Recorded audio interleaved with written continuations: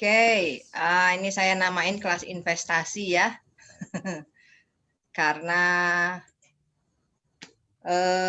saya melihat dari diskusi kita itu kayaknya harus didifrak dulu ya.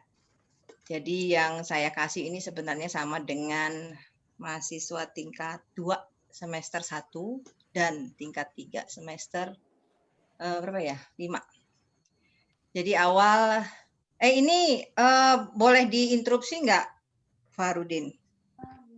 Siap, Bu dosen.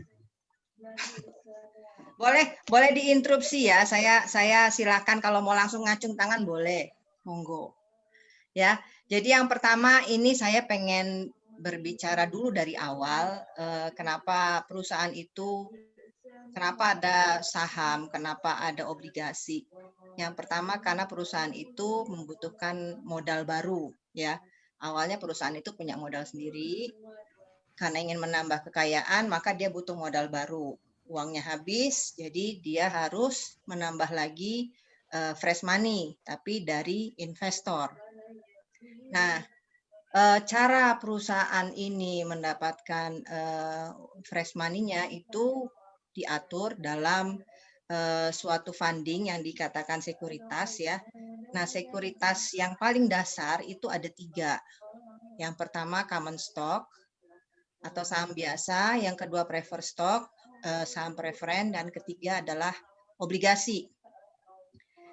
Bedanya apa? Nah, kalau common stock itu seperti kalau kita punya perusahaan, terus kita pengen berbagi perusahaan itu dengan orang lain. Artinya keuntungan dan juga resikonya itu kita bagi bersama.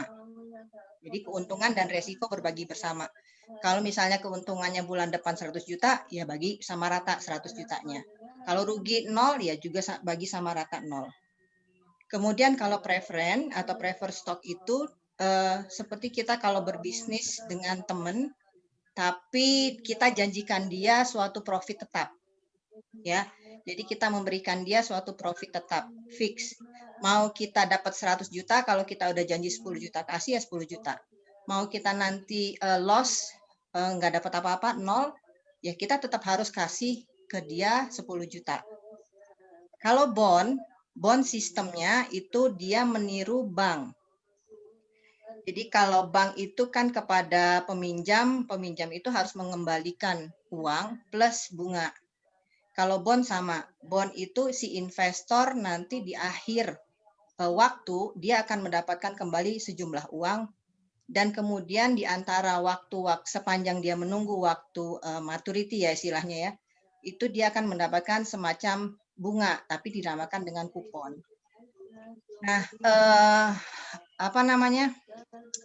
Pendapatan atau keuntungan yang didapat oleh investor itu dinamakan dividen.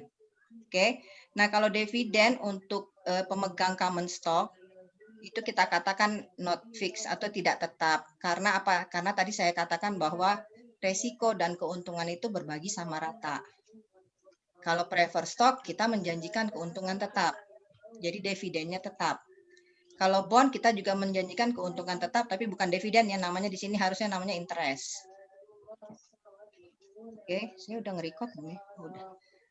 Udah. Kemudian satu lagi, kemudian yang lain adalah soal maturity. Ini adalah jangka waktu. Kalau kita memegang common stock, maka kita tidak punya jangka waktu yang tetap. Bebas mau sampai diturunkan sampai cicitnya juga boleh. Selama perusahaan itu masih ada silakan. Preferred stock juga sama. Kalau bond tidak. Bond karena konsepnya sama dengan pinjaman, maka dia punya maturity time-nya. Oke. Nah, karena tadi saya katakan bahwa common stock itu sama dengan pemilik perusahaan, maka yang memegang common stock itu dialah ownership. Dialah ownernya. Jadi ownership-nya ada. Preferred stock dia bukan owner. Kemudian bond juga dia bukan owner. Ya. Selanjutnya, oke. Ini saya lupa memasukkan kalau misalnya juga nanti kalau kebangkrutan, kalau dia bangkrut ya, pemegang sekuritas ini yang pertama akan diutamakan untuk dibayar adalah pemegang bond. Kemudian yang kedua preferred stock, yang ketiga common stock. Karena apa? Common stock kan pemilik, dia harus bertanggung jawab dong dengan para pemegang sekuritas yang lain untuk dibayarkan terlebih dahulu dibandingkan diri dia sendiri. Itu kalau kasusnya pilot. Nah, sekarang di marketplace ya, di pasar finance dijual si common stock ini di bursa efek ya. Kalau preferred stock itu juga dijual di bursa efek, tapi tertentu kasus-kasus spesial. Biasanya kalau Indonesia itu sahamnya kodenya pasti belakangnya ada P. Dan itu jarang dijual tiap hari, itu jarang sekali, jadi tertentu. Kalau bond itu jualnya di over the counter market atau kita bilang OTC. OTC ini sebenarnya seperti semacam dia ada di bursa efek, tapi ini juga sistemnya harus saling kenal. Artinya ketika suatu perusahaan mengeluarkan sekuritas obligasi, dia akan menghubungi partnernya dulu. Mau nggak beli obligasi? Ya, jadi dia artinya tidak dipasarkan bebas. Kemudian juga kalau bond kita belinya harus dalam kuantitas besar. Di Indonesia biasanya minimum itu setengah M. Jadi kalau common stock itu retail, preferred stock itu spesial retail, bond spesial dan juga big trader. Jadi di sini nominalnya sangat besar. Selanjutnya kalau opportunity-nya adalah kalau common stock ini gampang dijual kembali. Artinya kan karena dia ada di bursa efek dan dia publish di publik, maka dia gampang dijual dan juga kita gampang membeli. Ini juga dikatakan risky. Kenapa? Riskinya itu dalam arti karena dia ownership, risky itu beresikonya artinya ya perusahaan kalau bisa bangkrut ya dia kena kebangkrutannya. Kalau dia untung ya dia juga kena untungnya. Jadi high return dan juga high risk, itu maksudnya. Kemudian kalau preferred stock likuiditasnya juga cukup tinggi, tapi susah didapat karena marketplace-nya yang agak susah tadi. Kalau bond ini fixed income karena konsepnya adalah sama dengan pinjaman bank ya, fixed income jadi artinya. Nah, apa tadi ya? Yang di bursa efek kita itu sudah pasti adalah common stock ya. Jadi bukan dua ini. Kalau yang kita sekarang retailer kayak saya sekarang juga trading itu ya pasti common stock yang ada muncul di aplikasi-aplikasi itu common stock semua ya. Nah, makanya sekarang kita akan lebih fokus dulu ke common stock. Sampai sini ada pertanyaan dulu nggak? Atau udah pada ngerti semua? Ada yang bertanya? Enggak, oke. Lanjut, baik. Preferred stock itu contohnya apa, Ola? Preferred stock Gimana? itu misalnya apa? Contohnya apa tuh yang preferred stock? Preferred stock itu belakangnya biasanya P. Kalau Telkom ya, Telkom itu kode stok. Jadi setiap stok itu pakai kode. Nah, kayak Telkom dia TLKM. Nah, kalau pada preferred stock M, kodenya tuh pasti ada P. Itu preferred stock. Telkom. Terus siapa yang boleh mendapatkan ini atau ini biasanya orang-orang hampir sama dengan bond, harus ada partnership sebelumnya. Jadi memang yang investor yang sudah besar biasanya porsinya di sini. Jadi kalau misalnya kayak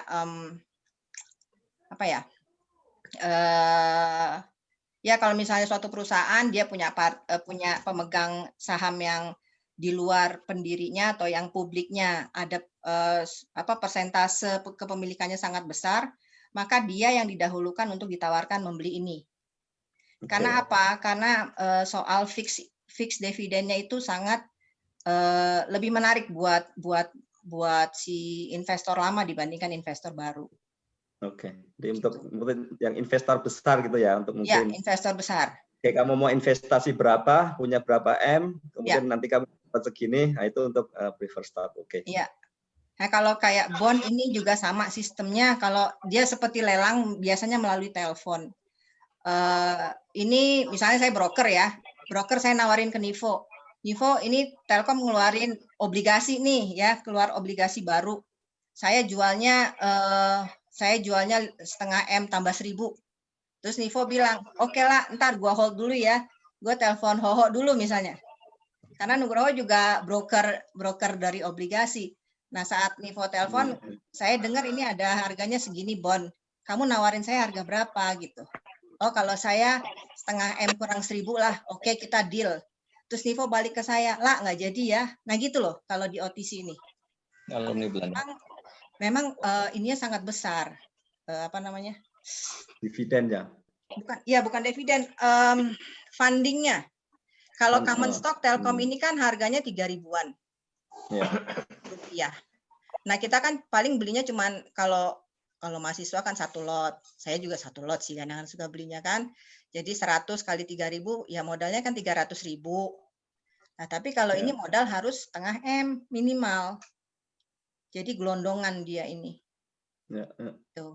Kalau di Indonesia sekarang retail sudah bisa membeli, kayak kita yang kecil-kecil itu sudah bisa membeli, tapi lewat perusahaan sekuritas lain. Jadi seperti misalnya kayak kalau sudah pernah dengar ada BNI, apa itu? Ada sukuk yang dijual di BNI misalnya gitu kan?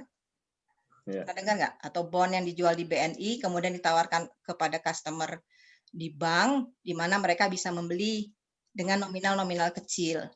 Jadi itu disatukan sama si BNI tersebut supaya nanti kalau udah dapat nominal yang memang mencukupi, dia baru ambil bond tersebut di perusahaan tersebut gitu. Begitu. Ya, selama ini saya bonus tahunannya kan dikasih saham kan. Oke. Jadi mungkin itu berarti itu common stock bisa jadi. Common stock kan itu. Yang investor besar gitu mungkin dia prefer stock gitu. Siap, jelas. Ya. Terima kasih. Sip. Maaf, Ola, ini pertanyaan ini masih teori secara umum, nanti akan ada penjelasan mengenai saham syariah atau memang ini sudah bagian dari? Saya kasih saham syariahnya, cuman tadi saya katakan bahwa saya mau ngedefrag dulu ininya, apa namanya, knowledge umumnya kita sekarang. Karena kalau yang saya lihat, kalau kita belajar matematika itu kan dari tambah dulu, kurang dulu, ya kan? Berhitung dulu. Jangan langsung ke integral lipat 3 gitu misalnya. Jadi rempong. Ya. Lah, berarti ini sebenarnya kalau prefer sama bond itu kan fixed gain ya, artinya fixed dividen, bisa fixed income ya. Berarti sebenarnya kayak model pinjaman let's say perbankan tanpa ini dong ya, tanpa tanpa agunan ya. Jadi larinya kayak tanpa agunan, iya. Agunannya bahwa artinya jadi ya oke, berarti nanti diterangkan. Jadi saya melihat itu kayak riba gitu jadinya sebenarnya. Bond bukan riba, kalau kupon itu tidak riba, cuman konsepnya meniru cara perhitungan bank meminta bunga kepada konsumennya. Jadi cara berhitungnya, sebenarnya cara berhitung itu kalau misalnya ada lagi next, saya terangin cara berhitungnya bagaimana. Kenapa konsep itu dipakai gitu loh. Jadi sebenarnya konsepnya yang dipakai, tapi si interestnya itu bukan interest namanya, makanya namanya kupon gitu. Oh iya. Oke, sip. Nah, ini 3 basis sekuritas. Sebenarnya ada lagi turunan-turunan. Jadi ini kan produk ya. Kalau di keuangan itu kan ini produk namanya. Produk itu kan kita bisa modify. Misalnya sekarang kayak ada apa sih? Biskuit Lofty, apa sih? KitKat lah. Anggaplah KitKat bisa dipakai kue tart, di dalam kue tart segala macam. Nah, itu derivatifnya. Derivatif ini udah panjang lagi cerita, nanti saya akan paling singgung sedikit. Dan biasanya inilah yang penyebab krisis finance. Oke. Nah,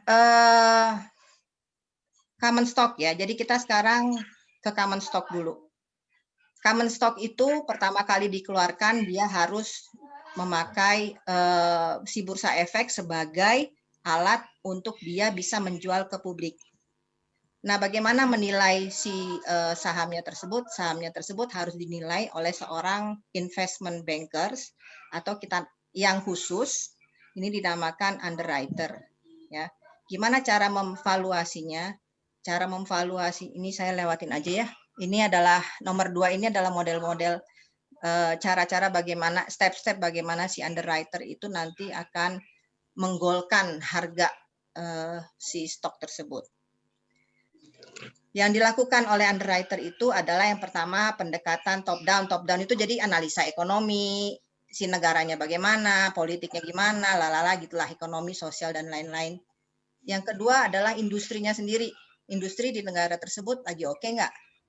Aku kuliah, habis itu ngajar di. Yang ketiga itu adalah melihat dalemannya perusahaan, pakai finance, memakai income statement dan balance sheet. Ya, dari sini mau dilihat financial performance-nya si perusahaan. Lalu yang ketiga adalah menghitung yang dikatakan free cash flow. Jadi berapa banyak sih uang yang hard cash di dalam perusahaan tersebut. Inilah yang dinilai semua sehingga nanti keluarlah suatu harga. Dan itu harga disetujui oleh para underwriter dan juga perusahaan, baru IPO itu keluar. Itu cara valuasi yang pertama. Setelah itu baru market nanti yang menilai. Seperti pernah kasus Garuda. Waktu IPO pertama itu saya lupa harganya, anggaplah 3.500 ya. Divaluasi 3.500, dikeluarkan IPO, nggak ada yang beli 2 tahun. Ya. Sampai saat itu menteri, kalau tidak salah saya Pak Dahlan ya, saya lupa. Dia sampai menelpon seluruh menteri itu, saya baca di Tempo kalau nggak salah. Dia menelpon seluruh menteri untuk membeli saham Garuda tersebut. Saham Garuda itu sudah di diskon. Jadi dari 3.500 didiskon sampai 1.000. Jadi jauh lah diskonnya itu tetap tidak ada yang mau beli. Artinya apa? Setelah divaluasi, masyarakat itu juga menilai ini perusahaannya Garuda itu kan kurang dipercaya saat itu. Jadi ya tetap nggak mau lah. Mau ditawarin kue tart dengan coklat asam kan orang nggak mau. Iya, ada sih. Ya, itu kira-kira. Selanjutnya apa sih income statement dan balance sheet itu? Saya dikit ya, ngoprek sedikit. Income statement itu isinya yang pertama harus dapat revenue, awalnya revenue. Kemudian dikurangi oleh cost. Kemudian di sini kita namakan EBIT. EBIT dulu lah. Saya nggak pakai depresiasi atau segala macam. Lalu dikurangi dengan EBIT itu adalah earning, pendapatan sebelum interest dan tax. Jadi Batman ini. Ya. Kemudian dikurangi oleh interest kalau si perusahaan tersebut punya pinjaman atau dia juga punya mengeluarkan bond. Jadi kupon untuk investor dikurangi di sini. Sebelum dia sih. Ini kita katakan earning before tax. Ya. Di sini baru tax itu dikurangkan, kemudian baru ada earning after tax. Nah, nanti di sini ada penambahan lagi karena di sini ada pengurangan depresiasi, ada penambahan depresiasi ulang karena depresiasi dari suatu aset itu tidak diberikan ke siapapun kan. Jadi kita kembalikan lagi ke sini. Ini kira-kira ya, ini jadi cash flow. Oke. Kemudian kalau balance sheet itu balance sheet itu kita melihat kekayaan dari perusahaan. Kalau kekayaan ini aset ya. Aset itu kan pasti dibayarkan oleh uang, likuiditas, apa sih namanya? Kalau lupa jadinya. Ekuitas itu kalau saya ngajarin ke mahasiswa uang di kantong sendiri, uang di dompet sendiri, sama uang dari orang lain, liabilitas. Ya, jadi di sini aset itu adalah bendanya, benda yang dibeli oleh uang ini jadi benda atau aset, ini adalah uang. Ini harus seimbang. Yang ini sama yang ini. Jadi di sini nanti dilihat berapa sih uang aslinya perusahaan dan berapa sih pinjamannya perusahaan. Ya, inilah yang dilihat di dalam memvaluasi stok tersebut. Oke. sekarang saya masuk pertanyaan-pertanyaan ini kan, apakah stok itu haram? Ya, saya tidak berani banyak berbicara menerangkan di sini, banyak pasti teman-teman yang udah lebih jago. Saya hanya mengambil dari beberapa jurnal bahwa intinya di sini sudah sudah sepakat bahwa stok, ini stok ya, kita bicara stok itu basically halal ya, dibolehkan di dalam Islam. Ini ada beberapa artikel-artikel di sini, dan ini artikel cukup lama, tahun 86, 89, 2007. Saya tidak menemukan lagi di atas 2010 karena seolah-olah sudah selesai masalahnya. Ya. Dan kemudian ini juga bahasan lama sebenarnya, bahwa regulasinya adalah dia harus compliant stock market dari konvensional, di mana isi dari perusahaan tersebut harus sesuai dengan syariah Islam. Kalau saya breakdown lagi di sini karakternya, ini bukan yang ini,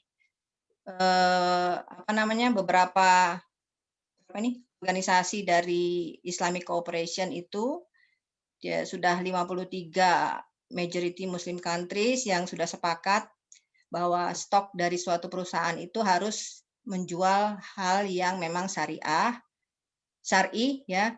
Kemudian dia tidak juga ada interest di dalamnya, tidak ada insurance companies atau entertainment business, itu nggak boleh.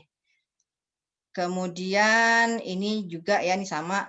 Terus stock of companies whose products are permissible but the company indulges in non-allowed transaction such as getting interest-based financing, deposito di bank untuk ngambil interestnya, kemudian ada kontrak yang tidak jelas di dalamnya, dan lain sebagainya. Ya, ada yang mana tadi ya? Ada yang jual senjata juga kalau saya nggak salah tadi lihatnya. Itu beberapa hal ini yang memang tidak boleh.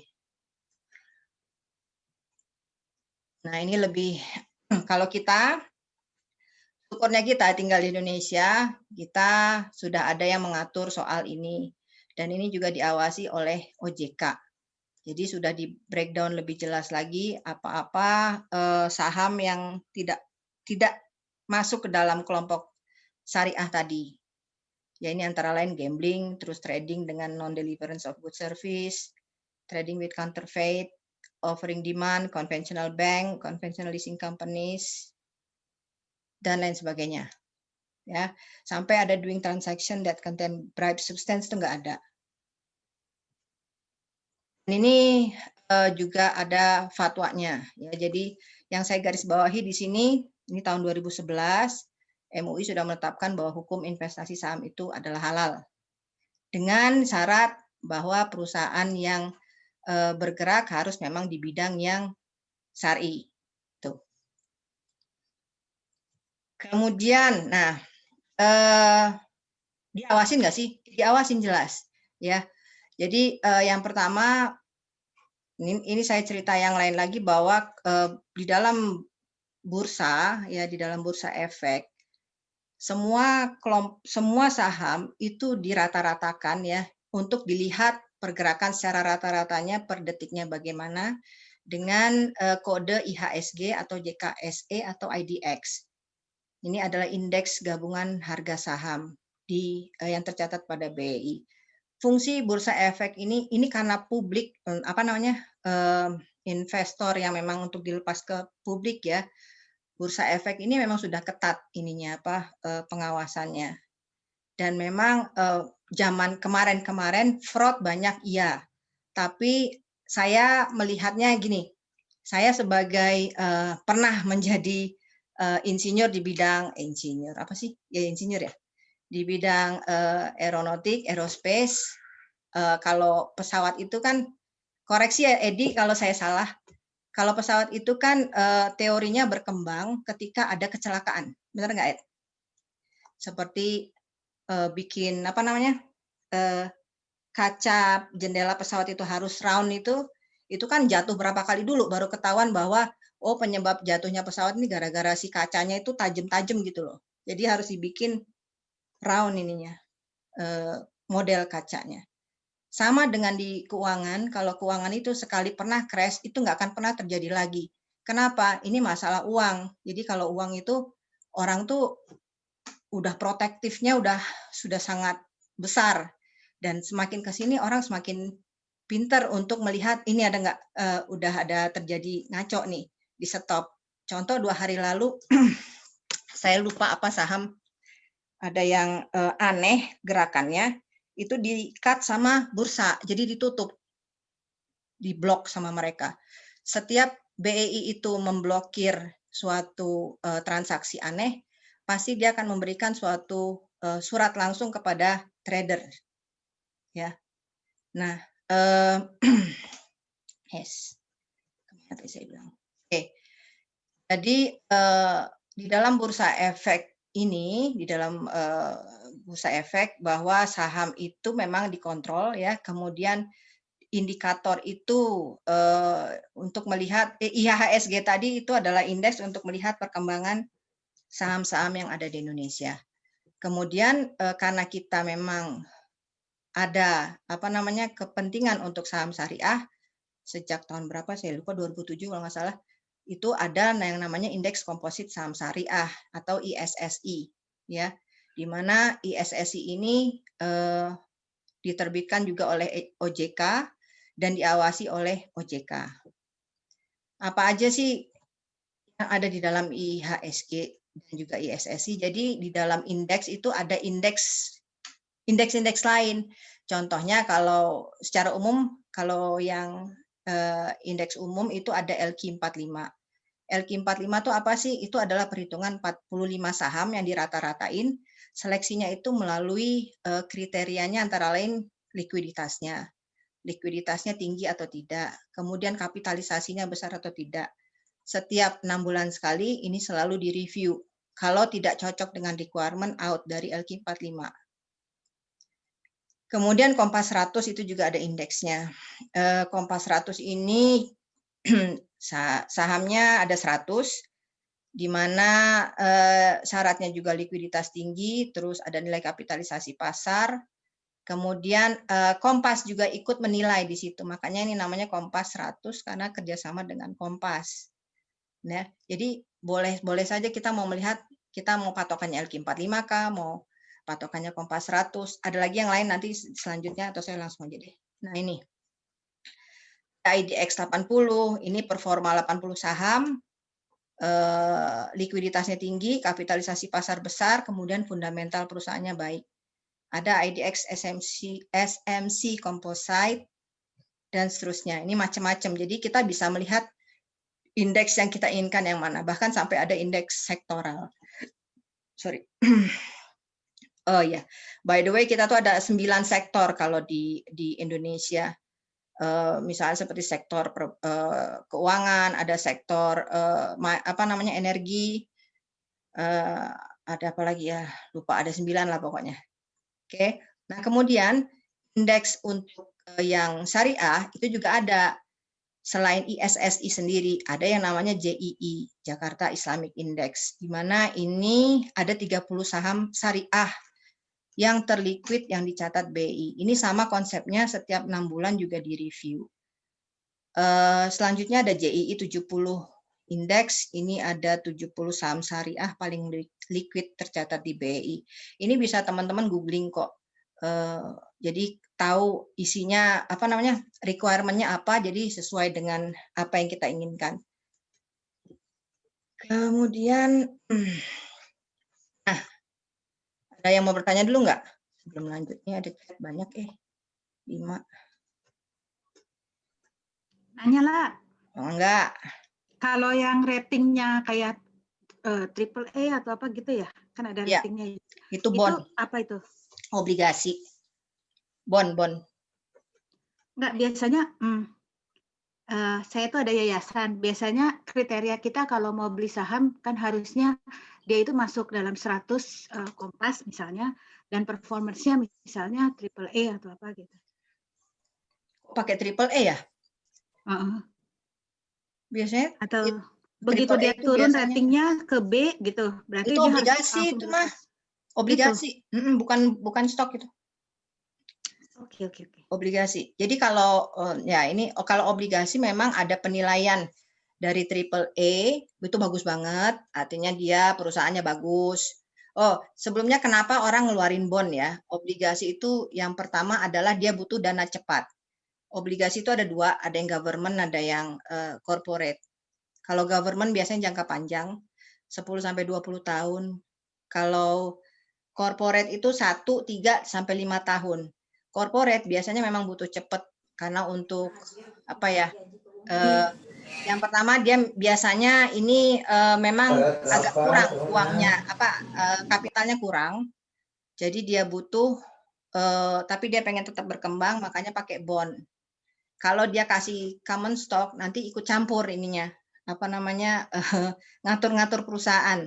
Karena setiap sekuritas itu keluar dari suatu perusahaan pasti akan ada beberapa investor yang akan membelinya dalam porsi besar. Nah, itu kan dia jadi ikut mengatur si perusahaan tersebut karena kan ownership ya. Kemudian kalau bond itu di-rating sesuai dengan perusahaan. Kalau perusahaannya bagus, A-nya triple A. Yang paling jelek itu D1. Triple D ya. Jadi A, triple A, double A, triple B, double B, triple C, double C, C, dan D. Nah, yang biasanya bikin, tapi ini cerita lain ya, saya singgung aja, biasanya yang membuat seperti kemarin global crisis tahun 2008, itu penyebabnya adalah bond. Bond yang mana? Bond yang dibikin menjadi suatu produk baru. Produk baru yang tadi saya katakan derivatif turunannya. Nah, bond yang menyebabkan itu adalah siapa sih namanya? CDO ya. Produknya namanya CDO dan CDS. CDO sama CDS ini adalah campuran dari bond yang ratingnya tinggi dengan ratingnya rendah. Nah, karena itu kemarin laku banyak, lama-lama dikeluarin sama si bursa efek sana CDO dan CDS yang komposisi rating paling jeleknya lebih banyak daripada yang bagus. Akhirnya kolaps lah. Ceritanya itu kolaps ya. Jadi sebenarnya yang bikin ngaco itu ya model-model si bond. Begitu. Itu, Vo. Jadi pertanyaan dari saya, Ola, jadi kalau untuk mengetahui seberapa bonafitnya sebuah saham yang nggak ada kredit ratingnya, berarti kita harus buat PR sendiri begitu. Kita selidiki misalnya bagaimana pembukuan profit EBIT daripada perusahaan tersebut. Itu ya, itu kita harus bisa baca sebenarnya. Kita sudah harus bisa baca income statement-nya, kemudian nanti kita harusnya belajar cara tahu rasio-rasio apa sih yang dilihat. Rasio tuh ada 4 grup besar. Likuiditas, terus activity itu bagaimana si perusahaan memanage asetnya sehingga mendapatkan pendapatan atau memanage asetnya sehingga mendapatkan dividen buat si pemegang sahamnya. Kemudian ada profitability-nya ya. Profitability juga ada rasionya, grup rasionya sama solvability. Jadi memang harus belajar kayak gitu supaya kita lebih paham dalemannya itu apa sebenarnya. Itu sebenarnya itu paham fundamental. Tuh, ini Radit ada pertanyaan, lebih ekonomis mana lah untuk corporate raising money, ngeluarin bond atau IPO dalam konteks Indonesia in general. Kalau Indonesia lebih senang IPO. Kenapa? Gini, di dalam dunia bisnis, di dalam ilmu ekonomi ya, ilmu manajemen, kita tuh sangat bergantung dengan sifat manusia. Susah ngukurnya, terlalu abstrak ya. Jadi saya tuh suka bilang sama mahasiswa, kan saya juga ngajar matematika ekonomi. kalian masuk manajemen menghindari matematika, salah besar. Kalau pengen menghindari matematika itu, ya udah jangan ke ekonomi, jangan ke bisnis, yang lain lah yang nggak ada matematika. Kenapa? Karena saya belajar di 2 tempat. Yang pertama eksakta. Waktu belajar matematika eksakta, kita kan belajar matematika tuh lurus karena kita tahu kita mau bikin device apa gitu loh. Mau bikin pesawat fly by wire, udah tahu mau fly by wire ya, tinggal cari modelnya kayak gimana, kemudian kita simulasi dan lain-lain. Tapi kalau di dalam ekonomi, di dalam manajemen, kita maunya A, itu nggak bisa dapat. Kenapa? Gara-gara ada banyak manusia di dalamnya. Manusia itu susah diatur. Karena apa? Dia beda budaya, beda kultur, beda ya kultur ya terutama. Jadi contohnya Amerika. Amerika itu kalau harga stok jatuh, mereka itu pindah ke bond. Pasti itu Amerika. Tapi kalau Indonesia, harga saham jatuh, orang Indonesia langsung narik uangnya taruh di bank. Nah, makanya kenapa di Indonesia lebih prefer untuk mengeluarkan IPO dibandingkan bond. Begitu, Dit. MTN itu apa ya, Ri? Bener ya, Amerika kalau ini pindah ke bond ya? Oke. Harry. MTN apa, Her? Oke, kalau dijelasin khawatirnya materi olah nggak selesai. Ya, silakan lanjut. Ya, ini sedikit lagi kok. Nah, kalau di Indonesia, jadi kita tadi sudah bisa gampangnya di Indonesia. Saya juga suka berpikir kalau di negara lain kayak Radit atau kayak Farudin susah amat, kayak Nugroho, soalnya meneliti yang syar'inya itu susah. Kalau kita udah enak, sudah dipilihin sama OJK masuk dalam ISSI tadi, ya enak ya. Kalaupun misalnya ada yang masih meragukan, saya ikut omongannya Titut kalau nggak salah pernah bilang, ya kan sudah disahkan oleh yang scholarnya, artinya MUI-nya sudah mensahkan demikian. Kalaupun di luar itu mereka bohong atau bermain-main, itu sudah tanggungannya mereka, sudah bukan lagi tanggungan kita gitu. Nah, selanjutnya kalau di Indonesia kita mau mulai trading itu harus masuk ke dalam second market. Jadi kita tidak langsung masuk ke bursa efek, kita masuk ke dalam suatu tokonya, ya, nggak masuk ke gudang langsung tapi masuk ke tokonya. Oke, ini bisa dilihat di Yuk Nabung Saham, ID Exco, ID perusahaan sekuritas. Coba aja teman-teman klik link di sini, nanti kelihatan atau saya klikkan saja ya.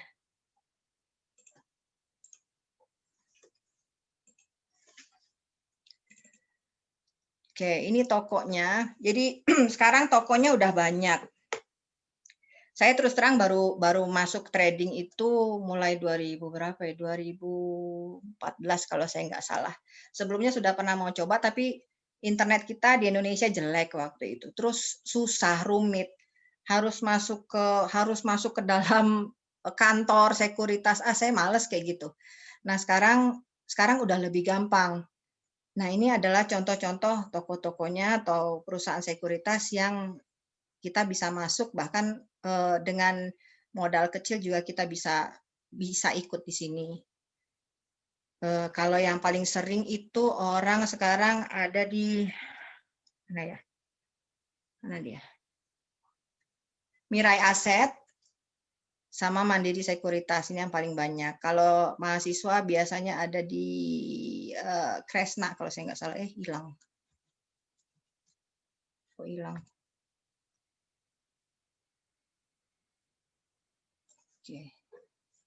Ya, jadi teman-teman bisa coba di sini dilihat, ada yang nominalnya harus minimal 3 juta, ada yang 5 juta. Jadi kita itu meletakkan tabungan kita supaya kita bisa trading sendiri. Mereka akan memberikan kita aplikasi aplikasinya nanti kelihatan gerakannya gimana, kapan kita mau beli, kapan kita mau jual. Oke. Selanjutnya yang kedua itu ada yang biasanya kalau trader di Indonesia, saya nggak tahu di luar, pakai RTI Business. RTI Business ini kita melihat lebih global dunia bagaimana, tapi lebih ke fundamental ya. Artinya kalau fundamental itu kita melihat Indonesia ini dipercaya tidak sama orang kita sendiri maupun juga sama orang asing. Artinya di situ kita bisa melihat volume jual belinya, kemudian juga bisa melihat setiap hari itu saham mana yang naik, saham mana yang turun dan sebagainya. Apa nih? Udah sampai sini. Oh ya, udah sampai sini. Sebenarnya banyak ada cara-caranya ya, yang mungkin teman-teman sering dengar technical analysis sama fundamental. Kalau technical itu trader kita sebutnya, daily trader. Jadi mereka itu mengejar margin antara jual dan beli. Sekarang yang misalnya Telkom 3.500, Telkom lagi bagus, orang jadi banyak beli. Tetap ada itu tadi ya, faktor manusianya. Orang kita kan memang juga, bukan orang kita aja ya, trader itu biasanya juga suka ikut-ikutan ya. 3.500 misalnya pada beli, terus volume yang beli kan jadi banyak. Akhirnya harga makin tinggi. Oke, waktu makin tinggi orang mulai jual. Jadi selalu kalau technical analysis itu ada ujung atas sama ujung bawah. Ujung atas itu harga itu nggak akan keluar dari situ. Kadang bursa efeknya juga meng-cut karena sudah tidak lazim, biasanya bisa mereka cut. Jadi itu nanti akan diturun sendiri. Kemudian juga ada batas rendah, nggak boleh juga terlalu anjlok. Ya, jadi itu yang saya bilang bahwa kalau dalam common stock bursa efek itu betul-betul kontrol gitu loh. Udah agak susah kalau membuat fraud di dalam situ. Kemudian untuk yang menganalisa lewat fundamental, lewat membaca income statement, kemudian membaca neraca, itu kita katakan dengan investor.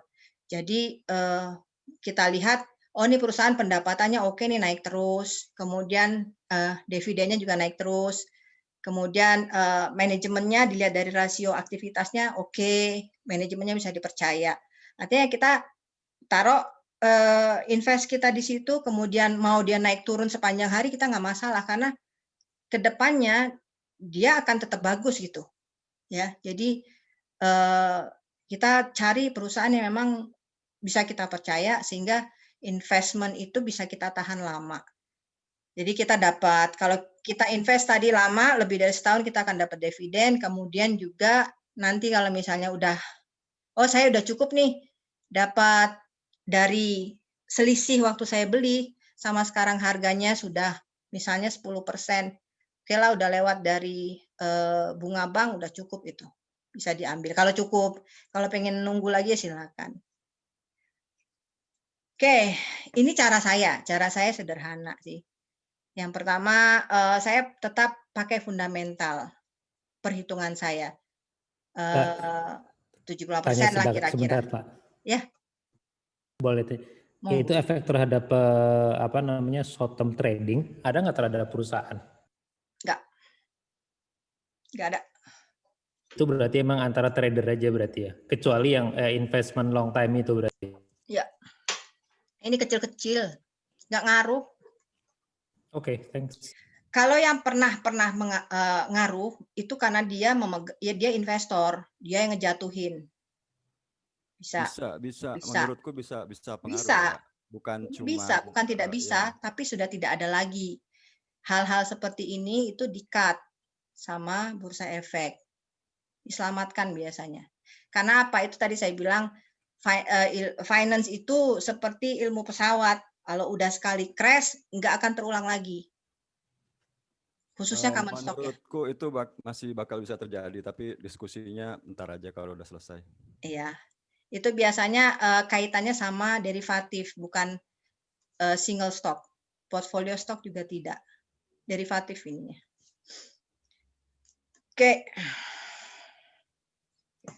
Jadi kalau saya pribadi, saya tentu pilihnya saham dari perusahaan halal yang berdasarkan ISSI, industri yang posisinya bagus, saham dengan kapital market besar, kemudian cek rasionya, periksa tren pendapatan, selesai. Gak ngoyo.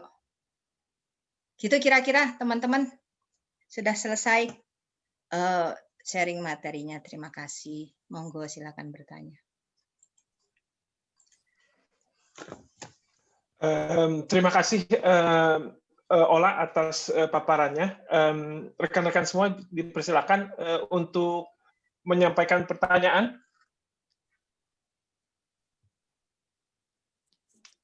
Silakan.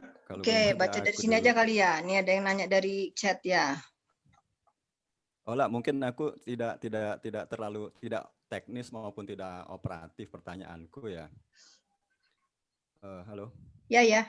Ya. Tapi sebenarnya aku udah sharing sebelumnya mengapa aku mengatakan bahwa stock trading ini secara tinjauan syariahnya itu problematik. Dan setelah kita lihat fatwa dari MUI itu sendiri sebenarnya memang menunjukkan bahwa persyaratan bahwa memang fatwa itu ada syaratnya. Dan kalau aku lihat syarat pemenuhan syariahnya itu memang justru terjadi pada valuasi-valuasi. Apakah itu judulnya itu memang kelakuan atau moral hazard, itu satu hal, tapi permasalahannya adalah manipulasi maupun engineering dari valuasi-valuasi sekuritas tersebut. Nah, jadi terlepas apapun motifnya, jadi menurutku sebenarnya yang kalau ingin memastikan bahwa prinsip syariah itu terjaga di dalam stock trading, maka yang harus dihilangkan itu adalah valuasi yang sebenarnya itu tidak, ya memang secara fatwa itu sudah disebutkan bahwa itu tidak memenuhi syarat syariahnya, dan itu terjadi gitu loh. Nah, jadi sebenarnya selama itu masih mungkin terjadi, siapapun aktornya dan apapun motivasinya, maka menurutku sistem yang ada sekarang itu tidak memenuhi syarat fatwa MUI. Ya. Gitu. Oke. Fakta bahwa tadi misalnya Ola mengatakan bahwa ada technical analysis dan ada fundamental analysis. Technical analysis itu seperti yang Ola tadi katakan juga bahwa short term traders gitu kan memang mencari keuntungan jangka pendek gitu ya. Nah, itu sebenarnya sudah menunjukkan bahwa ada motivasi gamblingnya di situ. Kemudian secara valuasi itu sudah tidak fair gitu loh. Bahwa misalnya gini, suatu hari saham atau saham sebuah perusahaan bisa naik 10%, bisa turun 10%. Kalaupun itu ada yang jagain gitu ya, di Indonesia ada yang jagain, mungkin di tempat lain nggak ada yang jagain, bahwa itu sudah menunjukkan bahwa ini sebenarnya resiko gitu loh. Dan itu tidak fair. Nah, tidak fair itu sendiri sudah menunjukkan bahwa itu tidak memenuhi kaidah-kaidah syariah. Jadi kalau kita memang ingin out of the box menyelamatkan aspek syariahnya, sistemnya nggak bisa seperti yang ada pada saat ini. Walaupun mau dipagerin sama komite syariah sekalipun, kalau resiko itu masih tetap ada, artinya harus diawasin jam by jam gitu ya, detik demi detik, itu sebenarnya sudah menunjukkan bahwa sistem itu tidak waterproof, Ola. Itu sih pendapatku. Makanya kalau memang ini harus mau memastikan aspek-aspek syariahnya, sistemnya itu harus dirombak sama sekali. Jadi nggak ada lagi itu istilahnya technical analysis, Ola. Yang ada hanya fundamental analysis. Jadi kalau tadi memang dikatakan nilai sebuah perusahaan itu berdasarkan laporan keuangan yang bisa dipercaya dan lain sebagainya, itu tidak mungkin berubah satu hari naik dan turun. Memang enggak. Nah iya, tapi kenyataannya itu bisa terjadi yang dalam trading pada sistem yang ada sekarang ini gitu. Ya itu yang menurut yang dari awal aku sudah sampaikan secara syariah ini problematik, dan di situ justru permasalahan intinya, dan di dalam fatwa MUI itu memang disebutkan gitu bahwa aspek-aspek yang ada nama-namanya itu tidak sesuai dengan aspek syariah. Itu aja tanggapan dari aku. Oke. Gue tanggepin ya? Atau ada yang menanggepin? Ini banyak trader ini sebenarnya di sini. Hafid sudah ngasih pendapat itu tadi barusan. Oh mana Hafid? Panjang ke bawahnya, saya tidak berbahasa, kita agree untuk disagree. Oh iya deh. Iya. Oke, yang pertama mungkin saya tanggepin sedikit aja ya, yang soal kalau naik turun saham setiap hari itu tidak banyak sebenarnya, kurang dari 1%, malah nggak pernah lebih dari itu. Kedua,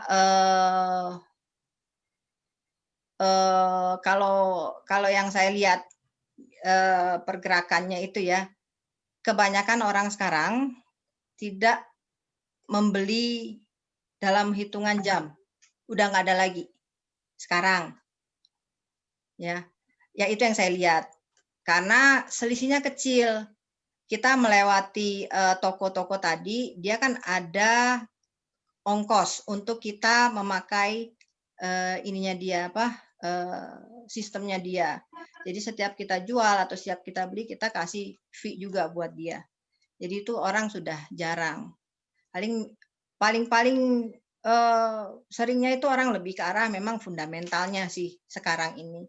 Tapi kalau misalnya dari teori ya, kalau kita mau melihat pergerakan jual beli, kemudian pergerakan harganya, kalau kita rata-ratakan dalam setahun itu 0 biasanya. Hampir 0.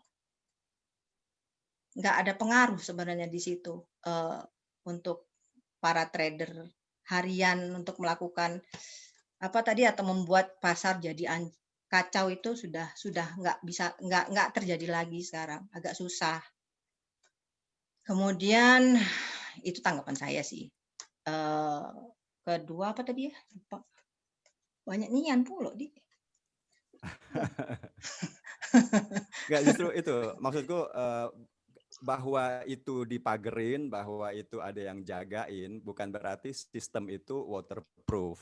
Oh bukan, sistem itu ya bukan berarti sistem itu artinya gini, kalau sebuah sistem itu memang aspek syariahnya itu dipenuhi, itu nggak perlu lagi yang namanya penjagaan, yang namanya pagar-pagar. Ya susah lah kan, semua juga jualan cabai juga dipagar, jualan beras juga dipagar sama Bulog kan?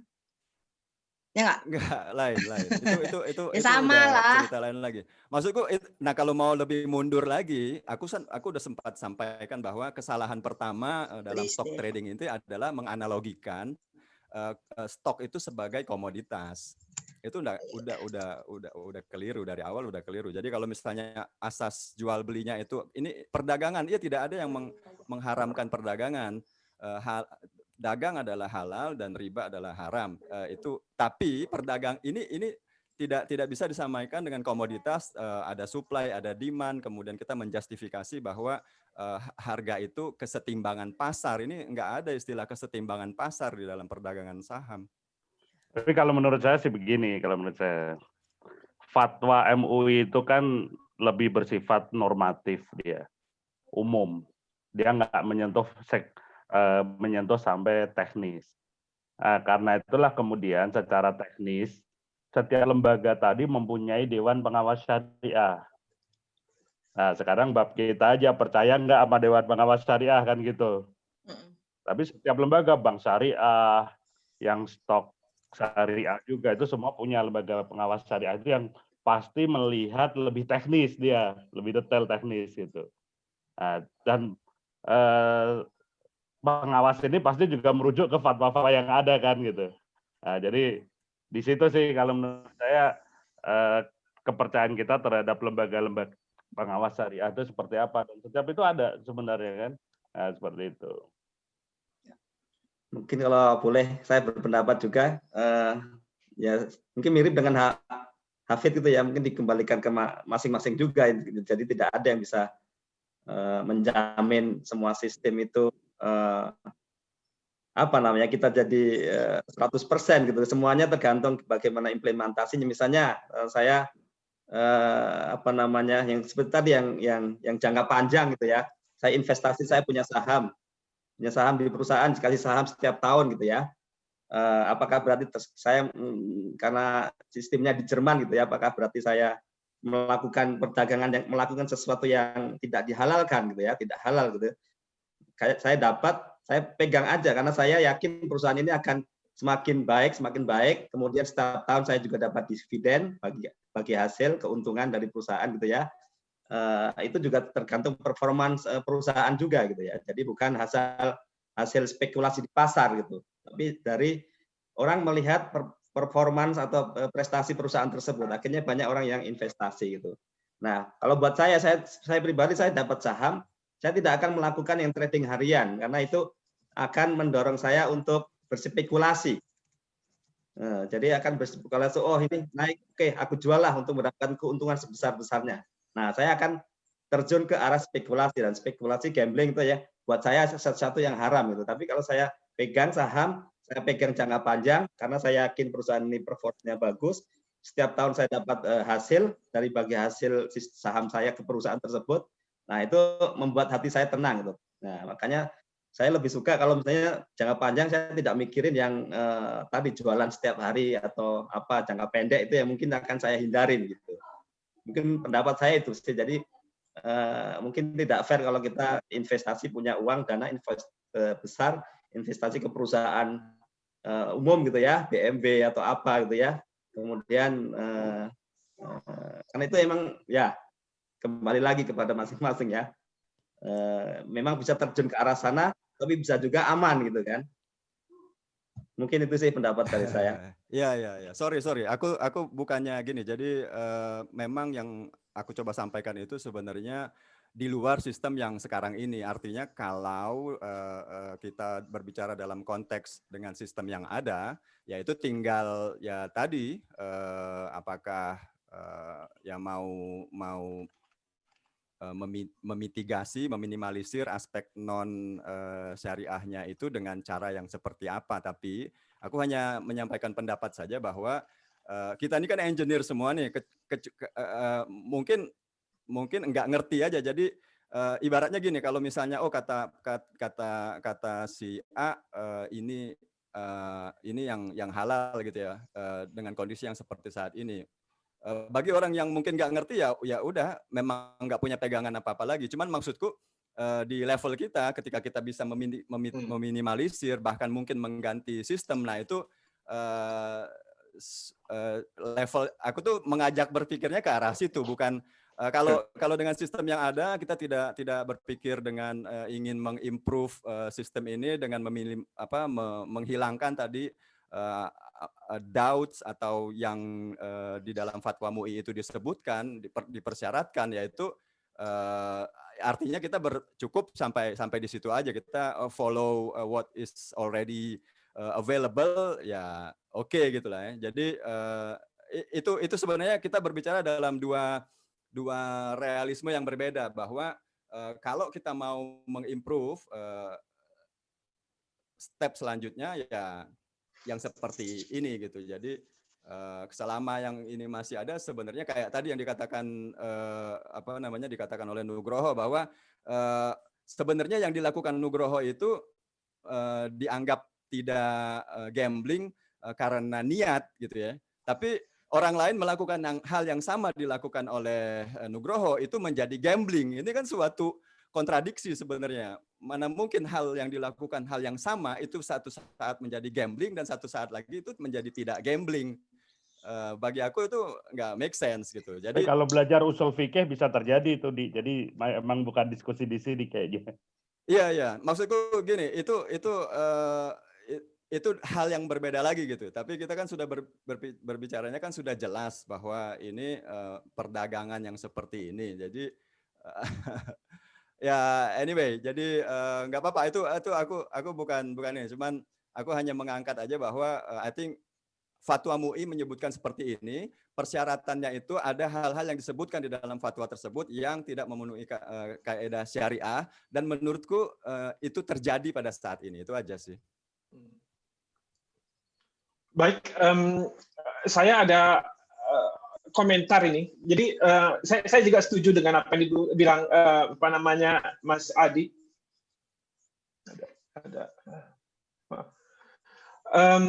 Ini saya cuma melihat sebentar deh, ada echo dari mana ekonya?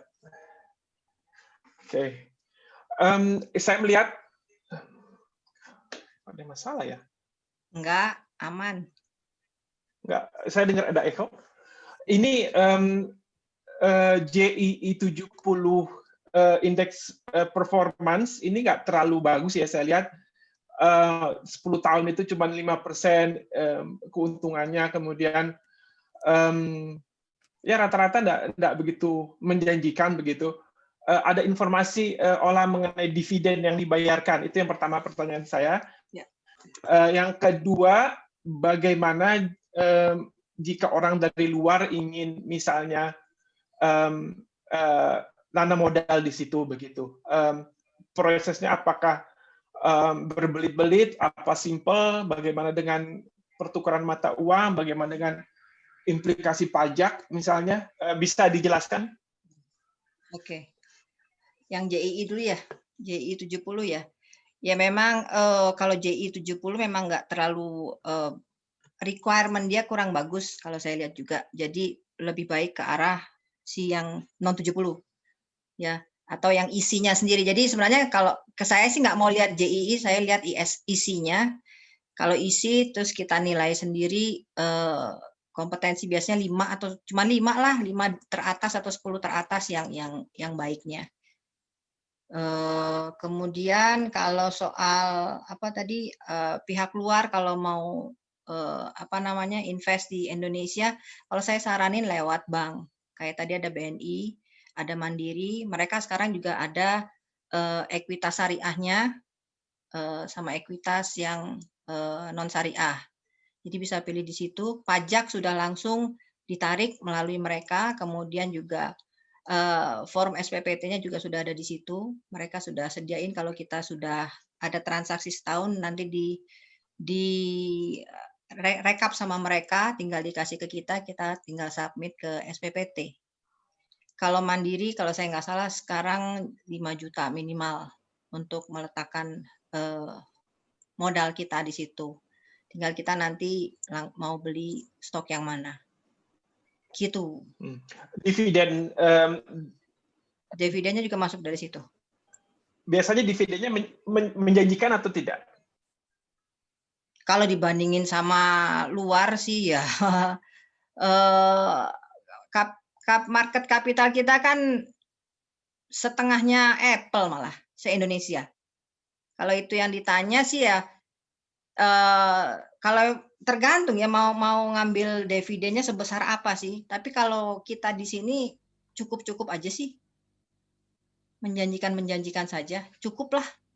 Karena saya lihat animo trader tiap hari kan kita ada grupnya itu oke. Makin antusias. Dan mereka lebih smart, saya lihat perhatikan juga, bahkan malah banyak bergeser ke arah mahasiswa, mereka lebih smart sekarang, mereka lebih ke arah fundamental kalau melihat perusahaan, bukan lagi sekadar hanya melihat grafik, ini sekarang trennya kayaknya naik nih gitu, enggak. Gitu. Nah, terkait itu, nyambung pertanyaannya boleh ya dikit? Ya.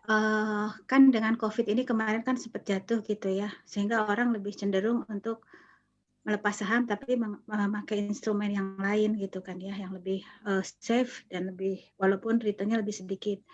Nah, beberapa ada yang mengalihkan juga ke bond karena dengan anggapan lebih pasti ya return-nya. Hanya tadi juga disampaikan kadang bond ini yang bikin masalah gitu.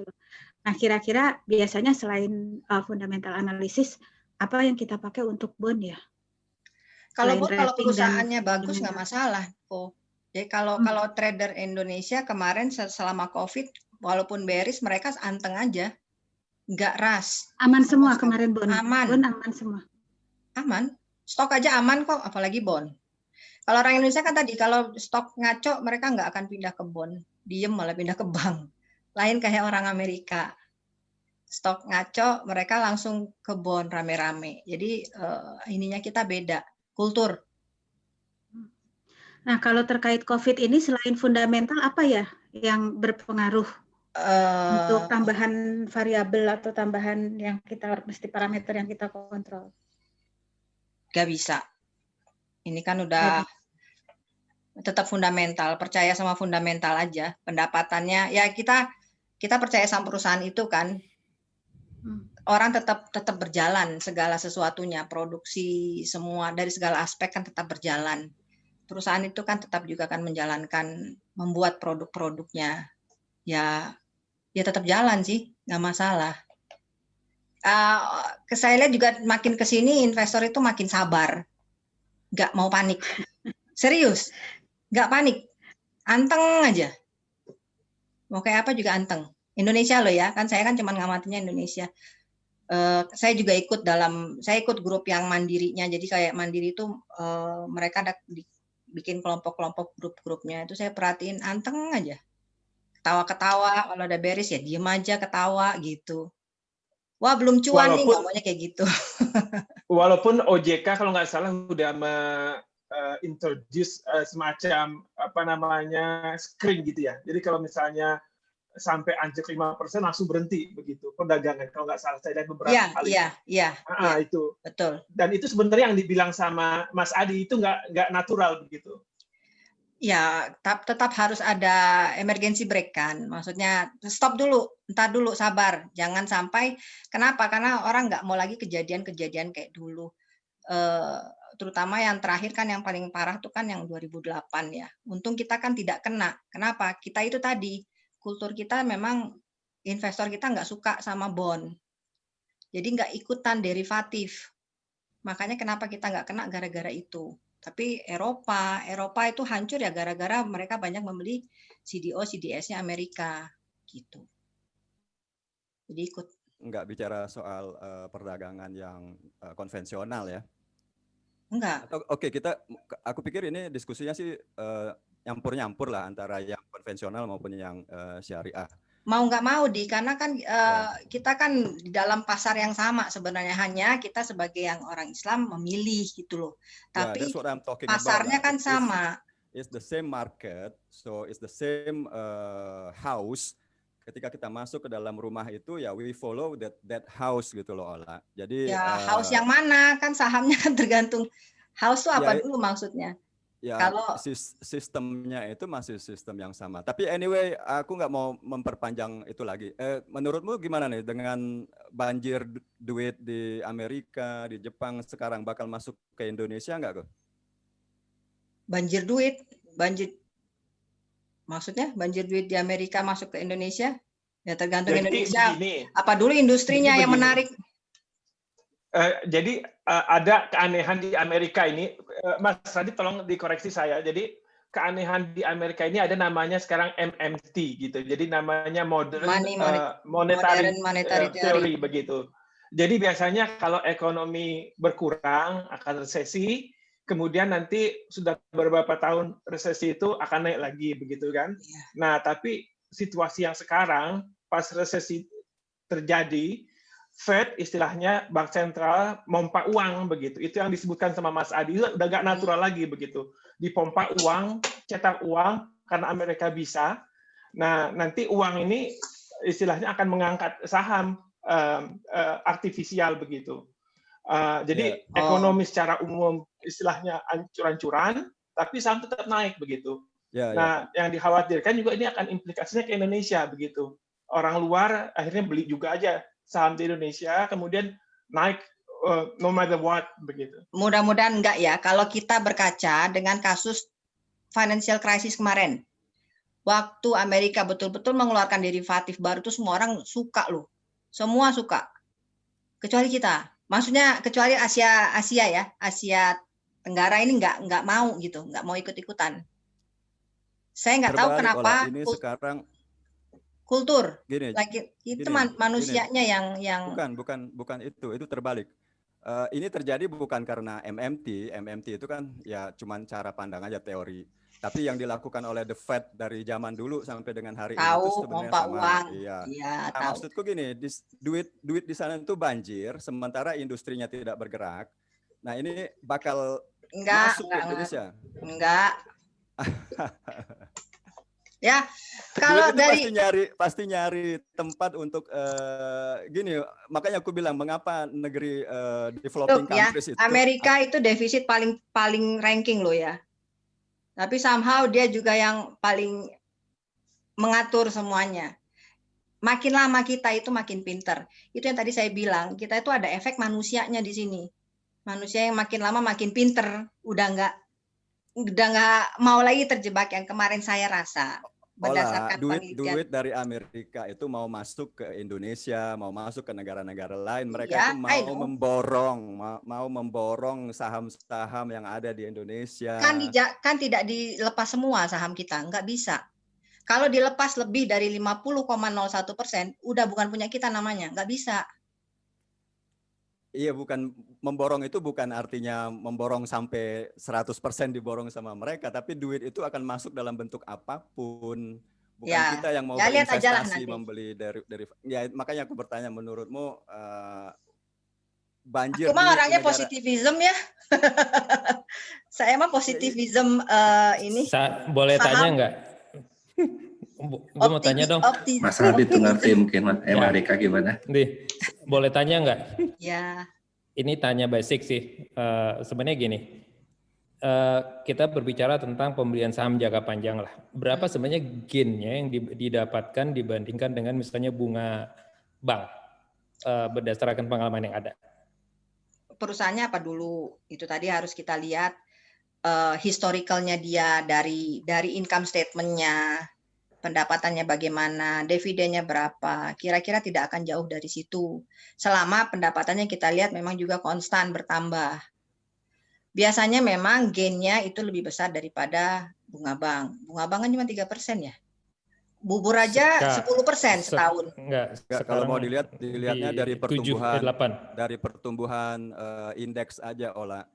Pertumbuhan indeks dalam misalnya 10 tahun terakhir, indeks itu tumbuhnya kayak berapa besar? Bukan kan ini perusahaan, nggak bisa kalau hanya sekadar indeks kan dari perusahaan kapital besar sampai kapital kecil. Betul, tapi kita kan melihatnya secara umum pada pasar. Artinya orang ingin masuk ke pasar saham memang satu persatu sih dilihat. Cuman kalau kita mau membandingkan antara stok berinvestasi pada saham yang bisa berpindah-pindah itu dengan instrumen lain, mungkin itu yang dimaksud dengan Subhan, sehingga kita bisa membandingkan sesungguhnya investasi pada saham ini lebih menarik atau tidak lebih menarik daripada yang lain. Kemudian kita juga perlu hitungkan juga dengan inflasinya yang ada.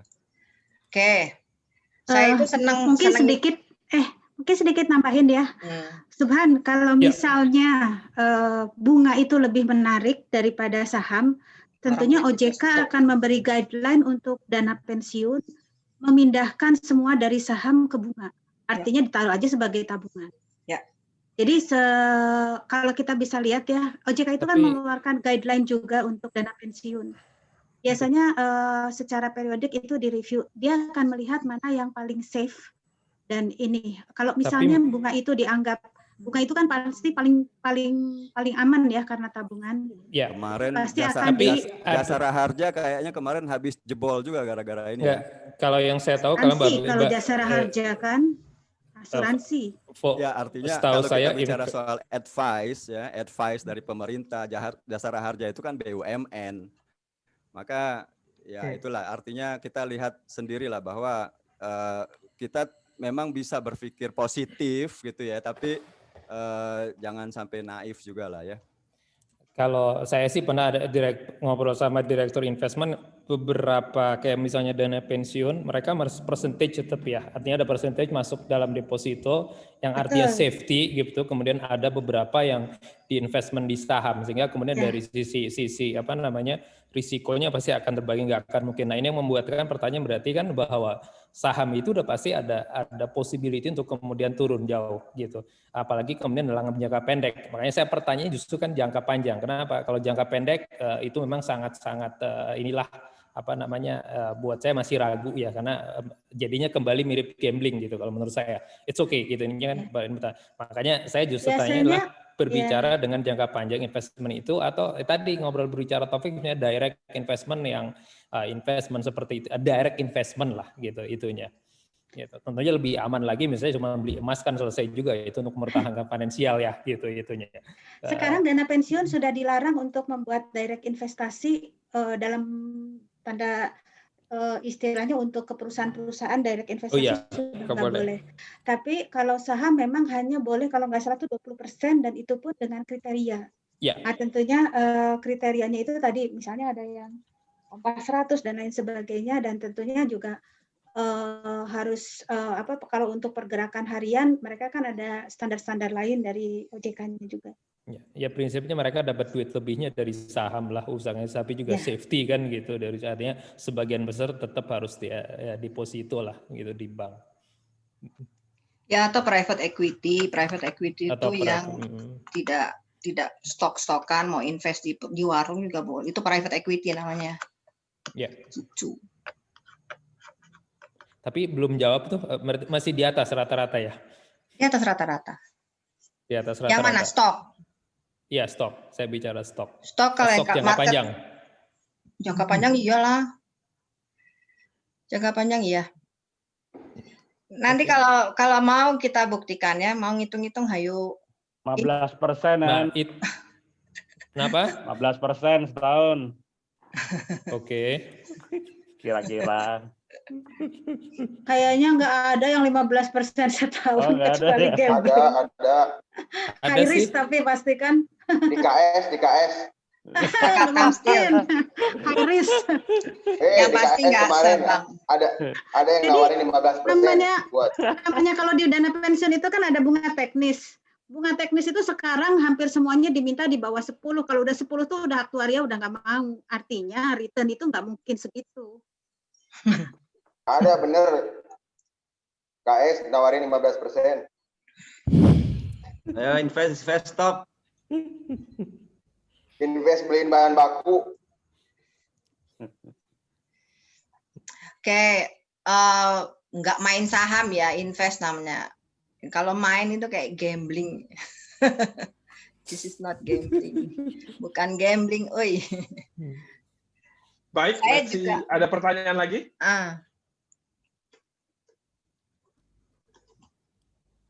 Mungkin ini ada usul. Kalau mungkin ada teman-teman yang berminat gitu digait bukan main, invest skala kecil, barang satu lot, 2 lot lah, biar kerasain tadi. Iya, lihat aja sendiri. Ya, yang short term itu terus terang banyak sekarang itu trader tuh pada rajin ya, bukan memberikan menjanjikan banyak keuntungan, sebenarnya keuntungan dia tuh di fee-nya sell and buy-nya itu. Dia nggak peduli kliennya tuh seperti apa, yang penting dia jual beli di situ kan dia dapat duit kan. Nah, dan sekarang kan broker udah nggak ada lagi, broker diganti aplikasi. Ya aplikasi, tapi kan sewa aplikasi seperti itunya. Fee-nya makin kecil. Kalau dulu memang broker itu ngejar margin, semakin banyak investor itu trading per harinya, mereka semakin dapat uang karena uang mereka kan dari fee-nya itu. Tapi kalau sekarang itu sudah tergantikan sama aplikasi. Tuh, jadi kita sendiri yang trading. Nah, mungkin ada satu simulasi lah, bikin session simulasi overnight gitu. Ya 1-2 lot lah, berapalah yang enteng-enteng. Ya kudu hari kerja. Hari kerja betul. Jadi sambil ini WA gitu. Sambil ini gayet ya gitu. Baru kerasa, di situ kerasa. Bilang lah berani bayar berapa gitu. Nggak apa-apa sih, boleh-boleh aja. Karena saya juga nyontoin gitu ke mahasiswa, ada akun saya yang khusus memang buat memperlihatkan ke mahasiswa ini loh, realnya gini loh.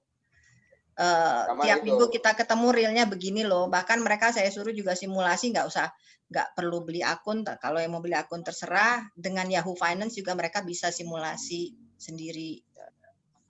Sama ini baca financial report. Baca financial report ya, Mas. Itu kalau yang akademisi wajib harus ya. Balance sama ya, neraca itu. Yang masalah buat starter itu adalah ini tadi kan list berapa yang Islamic itu 30 ya berapa? 30 ya lumayan tuh baca-baca yang 30 itu juga butuh waktu tuh. Biar tahu lah ada feeling. Next-nya mungkin ya tadi nerangin tentang balance sheet itu. Ya. Nah, itu untuk bisa artinya nanti kalau sendiri. Ujian ya. Basisnya kan dari situ memang. Ujian ya, awas kalau nggak. Ya, ada ujian. Yes, saya tiap tahun bikin lah. Aduh, ngeri ujian terus. Nggak usah bosan. Ya, karena financial statement sama balance sheet itu mau nggak mau tuh buat kebutuhan sehari-hari juga. Iya. Ujian hidup udah banyak nih, jangan ditambah. Kalau saya juga nanemin, saya juga selalu bilang ke mahasiswa ya, karena kaitannya kan sama mahasiswa. Saya juga belajar trading karena keperluan saya ngajar mahasiswa sebenarnya, bukan karena pengen trading. Pengen tahu apa sih isinya, karena saya juga takut kalau saya ngajarin yang nggak benar.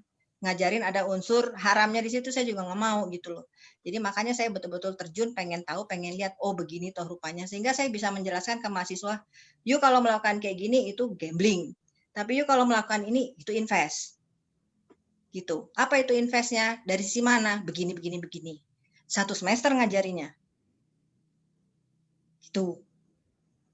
Jadi ya, insya Allah lah bertanggung jawab lah untuk hal ini, nggak somar gitu saja, sekadar begitu aja. Mahasiswanya kan yang top. Ya. Nanya itu kalau perusahaan bikin laporan keuangan biasanya berapa kali dalam setahun? 4. Laporan keuangan? Laporan keuangan Mas tahun sekali lah. Kalau yang diaudit tahun sekali kan ya.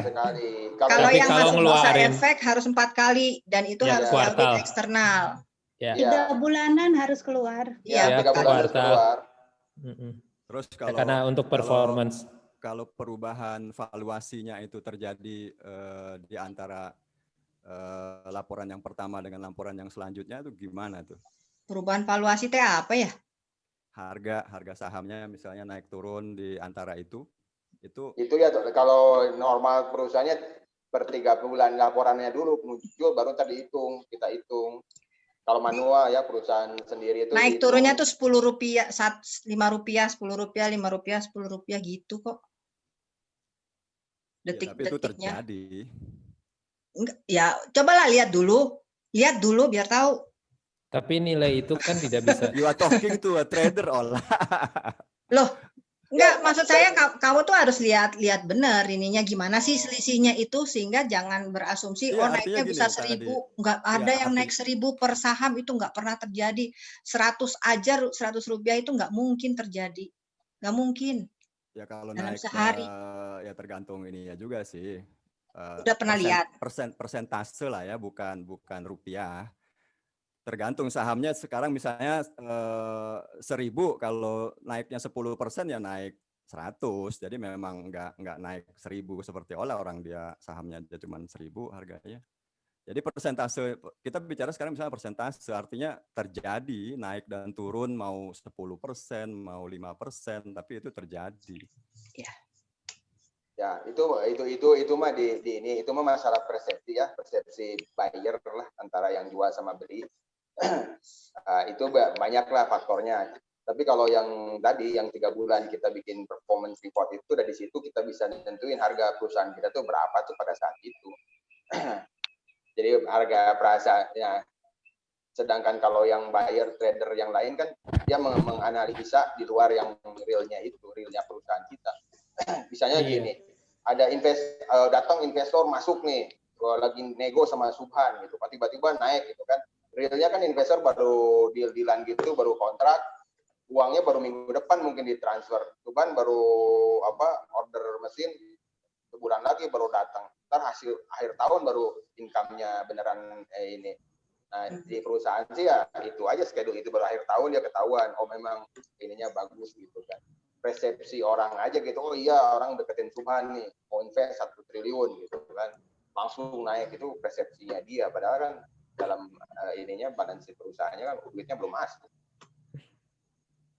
Iya, makanya kalau saya melihatnya tadi, kita akan bermain jangka pendek atau jangka panjang. Kalau kemudian yang menjadi gambling itu kan menjadi gambling besar itu adalah ketika kita pantang tiap hari untuk jual beli gitu. Iya. Jual beli. Nah itu yang saya sendiri juga, makanya kalau saya sih nggak bermain di situ. Saya lihat prosesnya memang jangka panjang. Saya invest sekarang ya sama. Misalnya ternyata contoh gini lah kalau saya sederhana gitu ya. Ada let's say ada orang punya kambing, kalau saya kasarnya gitu, kambing jantan yang disewakan kepada ini gitu. Kalau kemudian ternyata orang dengar bahwa ada obat yang mampu membuat dia melahirkan lebih banyak, itu saya pikir perusahaan akan naik gitu kan? Ya, persepsi orang. Betul, makanya artinya bisa jadi investnya kan benar gitu. Ya, artinya kita berbicara kan jangka panjang, kecuali makanya kalau jangka pendek sih saya emang nggak srek gitu, karena kita bisa memainkan itu. Tapi kan jangka panjang, makanya tadi pertanyaannya kan berapa gain kita dalam setahun itu kurang lebih. Ya, jadi gainnya cuma dari kalau yang long term itu kenaikan harga saham dalam setahun itu plus dividen itu aja. Ya, betul. Ya kan. Betul. Halal haram itu bukan masalah srek dan enggak, gitu. Itu kan masalah ilmu syariatnya. Kayak tadi misalnya Adi beranggapan bahwa kenaikan dan turunnya di bawah yang 3 bulan itu, katakanlah dianggap di situ enggak syar'inya, gitu. Belum tentu enggak syar'i kan? Itu kan baru anggapan Adi tadi enggak syar'i. Belum tentu enggak syar'i. Buktinya banyak ahli-ahli fikih yang menganggap itu oke-oke aja. Betul, Fit. Makanya itu kan makanya saya bilang kan berdasarkan search-nya ini kita kan mau jalan atau tidak. Saya tidak mengatakan itu menjadi haram gitu kan. Orang sudah menghalalkan, tidak. Cuman kan artinya ya bagi saya pilih ini gitu, ya udah itu menjadi tenang buat saya. Itu betul, itu pilihan gitu. Nggak maksa orang lain gitu. Kalau ulama MUI sudah mengeluarkan halal, mau diapain? Artinya bukan mau diapain lagi. Emang itu menjadi ini kan gitu. Terus ini pertanyaan yang untuk dari pemula ini. Kalau misalnya kita melihat perusahaan performanya bagus, kalau performanya bagus kan berarti nilai sahamnya mungkin tinggi ya gitu. Ya kalau begitu kita beli aja gitu atau gimana nih, atau saya nggak nyaranin beli aja, harus belajar. Oh gitu. Ya, maksudnya lihat pokoknya bagus gitu. Tak kenal maka tak sayang. Modal ta'aruf. Sorry ya. Makanya itu minta digait dulu sama sama Bu dosen Ola. Kita beli yang kecil-kecil dulu aja, nggak usah banyak-banyak. Tadi dapat 300.000, 600.000 gitu ya. Student version aja, student version. Top. Ta'aruf kan juga ada yang ngenalin kan, Top. Kalau nggak ada yang memperkenalkan kan juga nggak mau beli kucing dalam karung atuh. Iya kan? Ada yang ngenalin. Tentu harus ada yang ngenalin kan, baru percaya. Baca CV-nya dulu kan. Yang ngasih CV siapa? Bu dosen Ola. Oh, mahasiswanya nih, ya, gitu kan. Tak baca namanya. Kalau memang kita harus belajar dulu, ini Subhan udah pernah baca belum fatwa MUI yang saya kirim? Saya belum beli saham. Jadi saya belum baca. Makanya tadi kan udah bicara soal MUI. Saya dikasih dari perusahaan. Saya matang. Ya udah ntar Adi khusus aja sendiri. Khusus seminar sendiri aja Adi membahasnya. Sebenarnya menurutku tadi gini. Itu kontradiktif juga. Ya terserah. Pokoknya kan pasar itu sudah terjadi. Pasar itu sudah ada. Lu mau nggak mau kan harus ikut. Mau gimana lagi? Tapi kan sekarang lu harus milih dong. Kita harus lihat fundamental. Loh memang kan namanya juga laporan melihat keuangan, pelajari laporan keuangan. Ya kalau gitu kita cukup tradingnya 3 bulan sekali dong, nggak ada. Kenapa 3 bulan sekali? Karena laporan keuangannya baru terbit 3 bulan sekali. Loh, tapi banyak orang yang pengen investor nggak artinya kalau dia masuk di bulan kedua ya dia cuma bisa lihat laporan keuangan yang di bulan yang pertama tadi. Maksudku patokannya ya cukup satu, nggak ada istilah technical analysis. Masalahnya yang 3 bulan itu nggak akan dipublish di. Lah iya, makanya apalagi dipublish yang 3 bulan sekali. Kalau TBK publish. Oh, TBK ya, oke. Ya itu boleh 3 bulan sekali. Kalau misalnya kita menjadi investor 3 bulan sekali lah beli. Iya, jadi harus begitu, nggak ada istilah Ya, technical sekarang analysis. yang mengharuskan siapa? Jadi investor yang mengharuskan. Adi, harga bakwan sudah menerangkan selain apa laporan keuangan ada yang top down-nya tadi apa ya lah ya? Apa? Industrinya apa tadi yang iya ada analisa industri. Juga. Dicatat kalau diterangin komoditas, padahal itu kan nggak bisa disamakan dengan komoditas. Bukan, yang mengharuskan kan gini. Ya sama lah mau komoditas, tiap hari orang jualan di pasar lelang. Kenapa tiap hari? Kenapa nggak setahun sekali? Atau kenapa nggak tiap season? Kenapa harus tiap hari dilelang? Sebentar, ada komoditas yang namanya LNG. Ada komoditas yang namanya tomat. Itu LNG sama tomat aja udah beda. Iya, tidak, bukan gitu di masalahnya tadi. Kamu beranggapan harga itu ditentukan hanya oleh laporan keuangan. Jadi ibaratnya itu ngelihat harga bakwan hanya lihat dari bahan dasarnya tepung, minyak goreng, nama toge. Lah kalau gitu rasa dari itu harga kan bukan ya udah dibikin sistem sendiri dah pasarin aja sendiri. Itu bukan oleh sistem sendiri, pasarin sendiri, ntar kita beli. Toge sama minyak goreng. Heri kok nggak kelihatan? Kata Ola kan harus belajar. Salam dari Janet Heri. Baca itu yang namanya laporan-laporan keuangan supaya bisa membuat keputusan. Ya, kalau misalnya nggak suka, ya nggak apa-apa. Kan belajar juga nggak masalah, toh. Iya. Jadi gini, kalau mau 3 bulan sekali, saya mau memplanningkan 3 bulan sekali, bagus. Tapi kan buat saya sendiri, nggak bisa maksa orang lain di pasar itu. Maksudku justru itu. Sebenarnya Ola itu sudah kontradiktif terhadap argumen sendiri. Wah, ini maksudnya apa sih? Udahlah, bikin kelas aja sendiri, Di. Kalau tadi bilang bahwa kita harus lihat ini supaya kita bisa mengambil keputusan, tapi kenyataannya kita tidak selalu mengambil keputusan berdasarkan itu. Kalau aku mau bertanya lagi kepada Ola, misalnya sebenarnya definisi singkat technical analysis itu apa sih gitu? Tapi nggak usah dijawab juga sih, nggak apa-apa. Menurut saya kalau misalnya mikirnya kemana, pusing ah. Ya, jadi menurut saya kalau misalnya mau seorang investor mau menaruh duit gitu, saya kira dia tidak akan mempelajarin hanya 3 bulan laporan 3 bulan itu, tetapi dia akan melihat performa dari tahun laporan tahunan. Selama 3 tahun terakhir misalnya itu diperhatikan, dianalisa bagaimana pertumbuhannya. Kemudian laporan 3 bulanan itu hanya sekuensial aja, cuma bagian porsi kecil aja yang itu tidak cukup untuk membuat keputusan besar menginvestasikan uangnya. Jadi sebenarnya yang dipelajari itu adalah yang 1 tahun itu dari beberapa tahun terakhir itu. Itu yang sebenarnya yang perlu dianalisa. Gitu. Betul. Nah, biasanya beberapa investor tuh punya dashboard sendiri dia. Apa parameter apa yang menjadi kalau ini tuh ada dashboardnya sendiri. Saya punya saham apa aja, ada dashboardnya, parameter apa aja yang tinggal saya lihat per 3 bulan kita lihat. Entah itu revenue, entah apa di situ. Dia hanya untuk melihat aja, Kalau mau konsisten, walaupun belajar itu bagus, tadi kata ulama ini fatwanya seperti apa, ikutin. Terus kalau menurut para analis pasar begini, udah ikutin, itu baru konsisten namanya. Itu juga konsisten. Karena berikutnya analisa fundamental lah. Iya, analisa fundamental. Terus kita simulasi.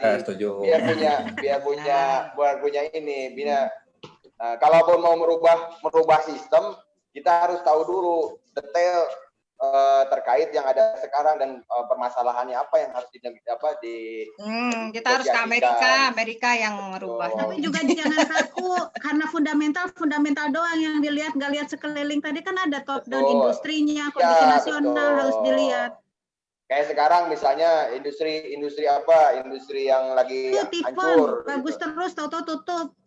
Ya, betul. Wow, Jadi memang harus bagus, itu. gimana? Ya Laks, terima kasih Laks. Salam buat Industri obat Dian. lagi menarik tuh sekarang. Tapi telat. Industri obat udah Telat, telat. tapi telat. Nah, kalau Kalbe orang banyak, kalau yang investor pinter nggak terlalu pengen beli juga karena melihat pendapatan yang kemarin nggak bagus. Nggak bagus, Artinya ya. dia hanya sesaat ininya rush untuk orang tertarik untuk membelinya sesaat. Betul. Nanti Apalagi kalau udah jalan-jalan balik lagi. Apalagi kalau udah jalan-jalan pabrik, lihat pabriknya, orang udah tahu. Kalau KS kan TBK ya, KS itu ya. Bisa dibaca juga. TBK.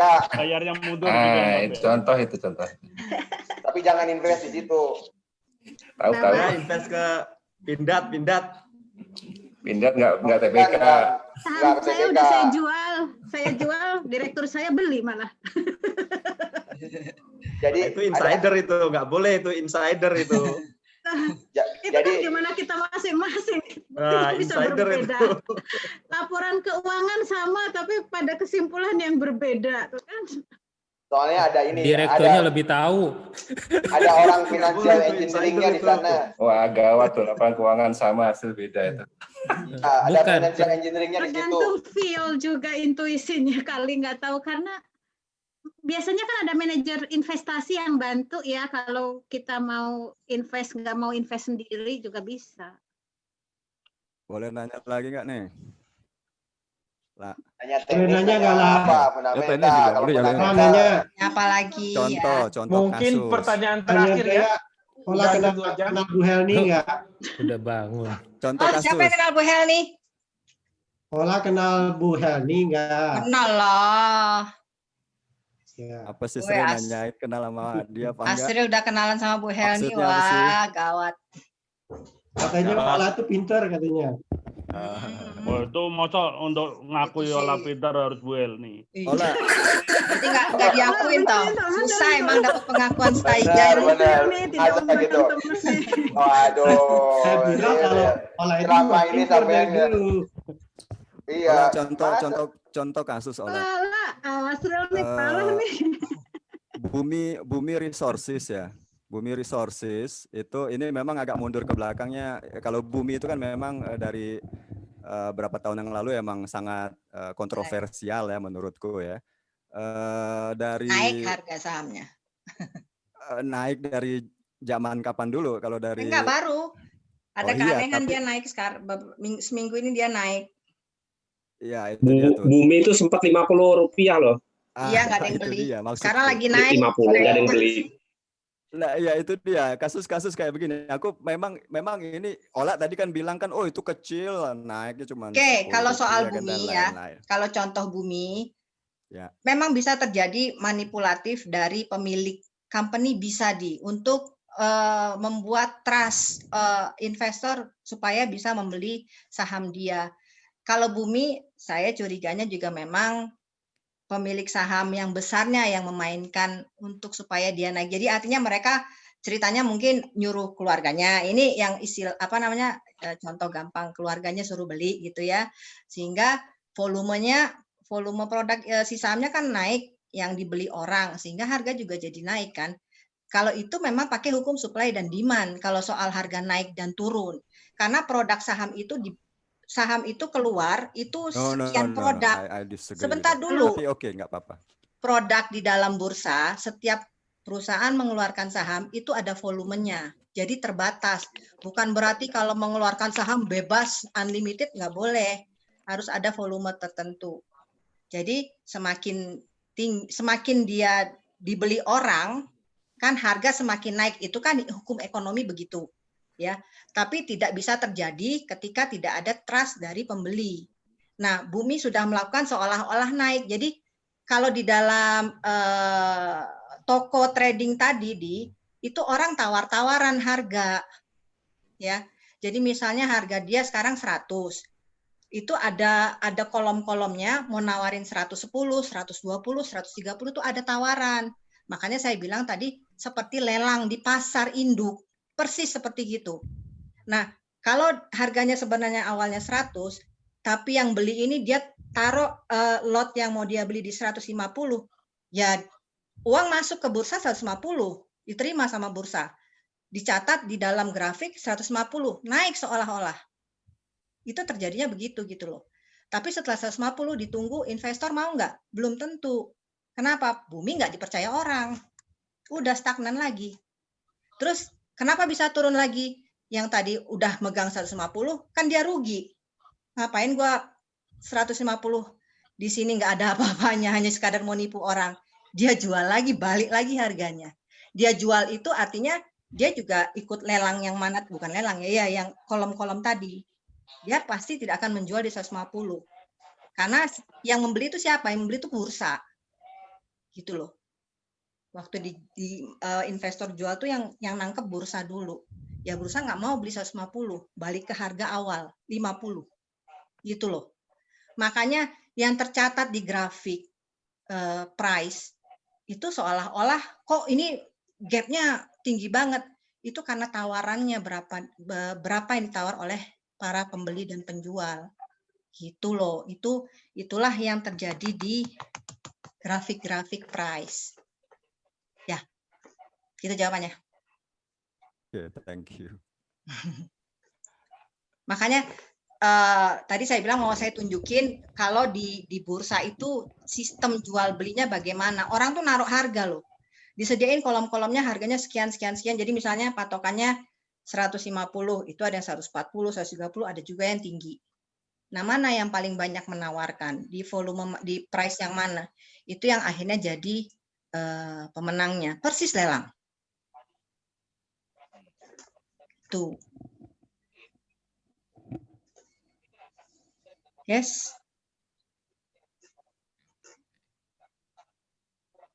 Ada lagi? Ya, namanya dikit aja ya. Bumi Resources sebenarnya lebih ke maklar ya, Mbak Ola ya. Artinya dia beli Arutmin, KPC, dulu Brokol ya. Brokol dulu kan dibeli perusahaan kami ya, sebenarnya masuk 2015 ya. Jadi dia itu main, jadi perusahaan yang sakit dia masukin, dia bagusin, jual lagi, jual lagi. Itu sakit banget. Jadi seperti itu sih kalau Bumi. Jadi dia modelnya kayak kalau Sandiaga Uno beda lagi ya. Dulu Sandiaga Uno punya PSPM ya, PSPM yang di pelayaran yang di Brongkol ya. Habis itu dia sangat ini sekali diambil alih sama Sinarmas. Jadi lebih ke maklar sih kalau Bumi. Iya, betul. Bumi itu udah collapse sebenarnya, cuman tetap dipertahankan ya karena value-nya dia, value keluarga tersebut gitu. Kalau dia runtuh kan ya karena dia udah ikut politik, kemudian ikut macam-macam bisnis, bahaya kalau itu jadi dipilotkan. Ya itu yang saya bilang tadi, ada unsur eksternal di luar perhitungan yang kita agak susah untuk mengatur-ngatur seperti itu. Makanya kita harus tahu, harus paham industrinya gimana, harus paham perusahaannya bagaimana, lihat jeroannya gitu. Yes, Pak Rudin. Ini Pak Rudin udah pamit ya Bu. Udah Bu, pamit ya apa tadi. sih? Baru Udah tengah malam. Terus siapa ini jadi? Udah hilang dia. Udah pamit tadi di ada grup. meeting ditinggal IO sama MC. Ya udah jam 10 nih, jam 10. Udah ya, capek tadi juga sore ngomong capek. Oke teman-teman, terima kasih banyak. Jadi saya aja yang nutup ya. Ayo tutup. Terima kasih. Saya mau nanya Ola nih. Ada sedikit aja sedikit. Mau ada diskusi tambahan topik lain kan? Yang lain yang mau cabut ya cabut. Oh, mau pada ngobrol-ngobrol lah. Oh ya udah, pakai aja ya siapa yang mau pakai nih, aku kasih hostnya. Terus siapa yang mau ngobrol-ngobrol? Saya mau nanya sama Ola nih. Ih, Asrel siapa masih lagi? nanya Asrel. Private lah. Ola. Japri aja, Japri. Private. Lanjut Ceril. Enggak damage control lah, tadi habis bilang katanya orang pintar kata orang lain. Apa? Gini lah, kita ini lagi membangun namanya organisasi orkestrator. Nah, di situ ada Bu Helni ini lagi menyusun perpresnya itu, rancangan perpres.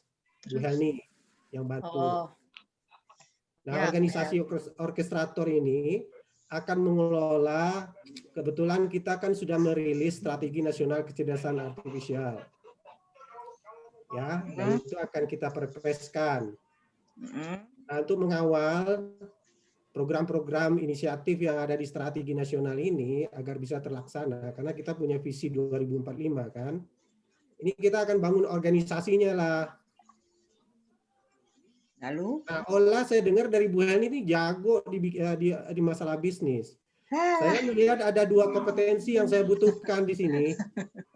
Pertama yang mengerti hukum dan yang kedua adalah mengerti model bisnis. Wani Piro. Wani Piro. Aduh. Ini manajer saya. Wani Piro. Nanti masuk ke dalam Pokja, nanti Pokjanya saya yang bikin. Asik. Pokja mah gampang setelah tanda tangan ya. Iya, tolong Fit, tolong. Ini di atas inflasi ya, Fit. Uang dengarnya banyak nih. Banyak yang dengar. Ya itu aja sih. Nanti bisa diomongin sama Bu Heni. Iya, iya. Saya udah sharing filenya di grup Heri. Oke. Tapi kayaknya karena pakai Zoom jadi nggak masuk dari tadi. Oke. Oke ya. Oke. Ya, terima kasih banyak. Ini baru hanya kulitnya. Harusnya diajarin dalam 1 tahun, itu pun kalau di manajemen pelajaran 2 semester ini pun masih kulitnya buat orang bisnis sendiri. Cuman sudah lumayan lah kalau ini kan udah jago-jago juga, ngitungnya lebih cepat. 3 kali, 4 kali cukup. Tapi mungkin Nivo kali yang bisa bantu. MBA. Ya, oke ya. Banyak ada Taufik ya. MBA. Saya tutup ya di sini ya. Oke. Thank you lah. Terima kasih. Ada yang mau pakai Zoom? Mohon maaf. Mohon maaf juga semua. Udah malam mau tidur lah. Ya, assalamualaikum. Bye-bye ya. Pamit semuanya. Pamit semua. Assalamualaikum. Waalaikumsalam.